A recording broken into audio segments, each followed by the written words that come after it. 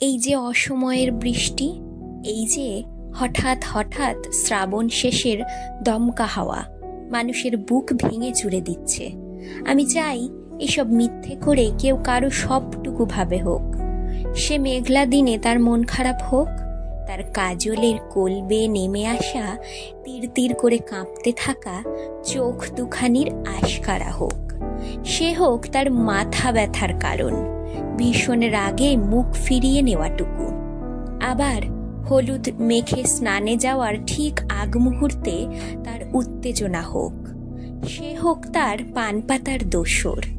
একে অপরকে ছেড়ে থাকতে না পারা দুটো মানুষ হুট করে একদিন পেয়ে যাক বিয়ের পিঁড়ি। গাছ কৌটো আগলে নিক মেহেন্দি ভরা হাত দুটো।